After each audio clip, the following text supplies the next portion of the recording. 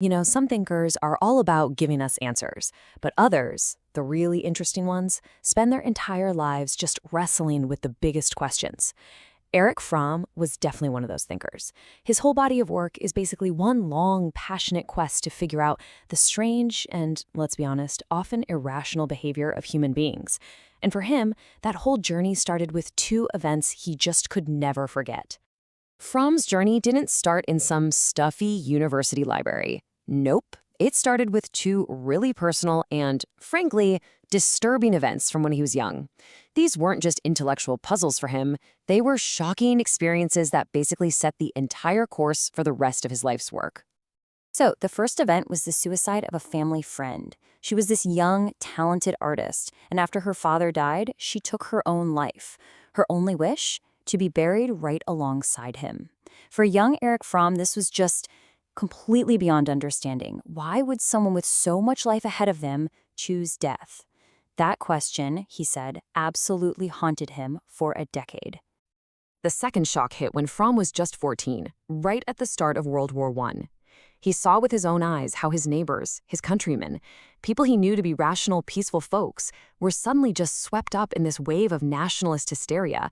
They became consumed by this desire to kill and a willingness to die. It just made no sense at all. And these weren't just passing curiosities for him. He became, and this is his own word, obsessed. He felt this passionate, burning desire to understand the hidden forces that drive not just individuals, but entire nations toward destroying themselves. This became his mission. So, where does a unique perspective like that even come from? Well, to get from, you really have to look at his childhood, which sounds like it was a total pressure cooker of contradictions. He literally grew up caught between two completely different opposing worlds.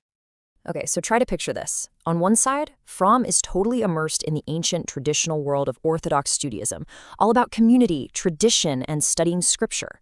But on the other side, he's living in modern capitalist Germany, a world driven by business, by individualism. He said living with that split was almost unbearable, but it gave him a crucial skill, the ability to see everything from more than one angle. And his family life? Well, that just added another layer of complexity. I mean, he came from this long line of rabbis, and he studied under these really humanistic scholars who taught him to see the moral side of history. But at home, things were tough. He described his own parents as very neurotic, which created this environment of personal psychological turmoil, right alongside his deep intellectual training. So armed with these huge questions and this really unique perspective, Fromm started his formal search for answers. He knew he needed a framework, right? A set of intellectual tools that could help him decode the mysteries of human behavior he'd seen firsthand.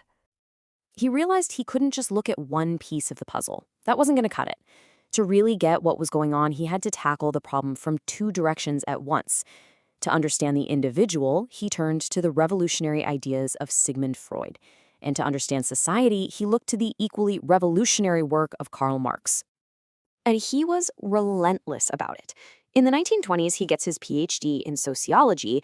Then he dives headfirst into psychoanalysis in Berlin. But his search gets interrupted by the rise of Nazism, which is, another terrifying example of mass irrationality. And that forces him to pack up and move to the United States in 1934. So why was he so into psychoanalysis? Because it promised to unlock the unconscious, all the hidden motivations behind why we do what we do. He thought that maybe, just maybe, Freud's ideas could finally explain the inexplicable, like why that young artist he knew would choose to die. But Fromm was not the kind of guy to just accept a theory without asking questions. After he'd been applying these ideas for years, he found that the established frameworks, especially Freudian psychoanalysis, just weren't enough. They couldn't fully answer his big questions. And this was a huge turning point for him. Bored. That is such a powerful word to use here, isn't it? It wasn't just some intellectual disagreement for him. He felt the standard Freudian approach was just too passive. And that dissatisfaction, that boredom, is what pushed him to become an intellectual rebel and develop his own much more active and confrontational methods of therapy. This break really came to a head through his complicated relationship with Karen Horney, who was another brilliant psychoanalyst. I mean, she was his mentor, his lover, and in the end, his rival. A dispute came up about whether Fromm, who didn't have a medical degree, could teach clinical courses. Horney sided against him. And that professional split was really the final push he needed to truly go his own way. And he didn't just walk away angry. No, he built something new. He and his allies left their old association and right away founded their own.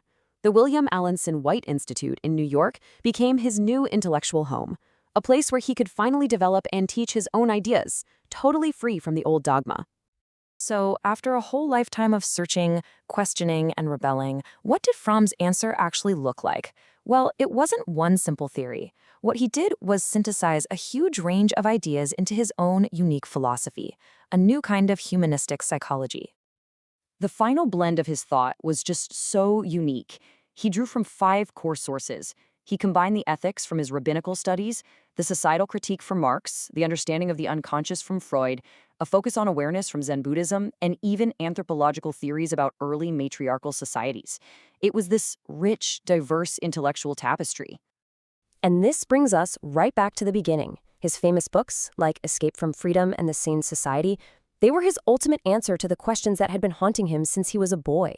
He truly believed that if we could just understand the social and psychological forces that drive us, we could consciously build a better, more rational, and more humane world. So Fromm dedicated his entire life to this one powerful quest, to understand why we so often act against our own best interests. And that leaves us with a pretty important question to think about for ourselves. He was responding to the nationalism of World War I. What are the powerful, irrational forces that we see shaping our world today?